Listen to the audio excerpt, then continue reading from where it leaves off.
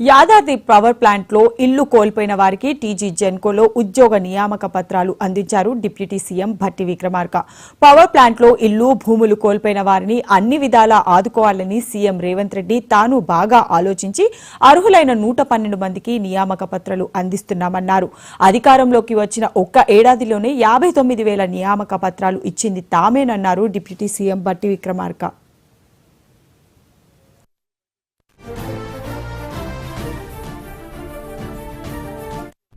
Yadadri power project సంబంధించి పనులు ఆగిపోయి ఉంటే దానికి సంబంధించిన ఎన్విరాన్మెంటల్ క్లియరెన్స్ కోసం సమావేశాలను అక్కడ ఏర్పాటు చేసి యూనిట్ 2 నుంచి ప్రొడక్షన్లో తీసుకొని వచ్చి ఈరోజు రాష్ట్ర ప్రజలకి యాదాద్రి పవర్ ప్రాజెక్టు అంకితం చేసినటువంటి కార్యక్రమం గౌరవ ముఖ్యమంత్రి రేవంత్ రెడ్డి గారి నాయకత్వంలో మీ అందరి సమక్షంలో అక్కడికి వచ్చి చేయటం కూడా జరిగింది. సరే, ఆనాడే ఆలోచన చేశాం, ఇక్కడ భూములు కోల్పోయినటువంటి వాళ్ళకి, ఇల్లు కోల్పోయినటువంటి వాళ్ళకి మనం తప్పనిసరిగా వాళ్ళకి ఉద్యోగ అవకాశాలు దీంట్లో కల్పించాలని ఆ రోజే స్పష్టంగా చెప్పడం కూడా జరిగింది.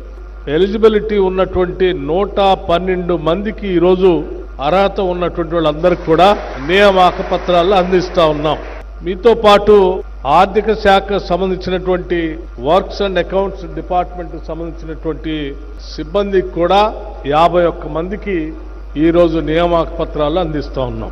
ఈ ప్రభుత్వం ఈ రాష్ట్రంలో ఉన్నటువంటి నిరుద్యోగ యువకుల కోసం ఆనాడు దశాబ్దాల పాటు ప్రత్యేక తెలంగాణ రాష్ట్రం వస్తే మా అందరికీ ఉద్యోగాలు వస్తాయి, ఉపాధి దొరుకుతుందని పోరాటం చేసిన నిరుద్యోగ యువకులందరికీ కూడా ఈ ప్రభుత్వం అండగా ఉంటుందని, వాళ్ళందరికీ ఉద్యోగ అవకాశాలు కల్పించే కార్యక్రమంలో ముందుంటుందని మేము వచ్చిన దగ్గర నుంచి ఈనాటి వరకు దాదాపు 59,000 ఉద్యోగాలు రాష్ట్ర ప్రభుత్వం ద్వారా ఈ రాష్ట్రంలో ఉన్నటువంటి నిరుద్యోగ యువకులకి ఉద్యోగ అవకాశాలు కల్పించి నియామక పత్రాలు అందించి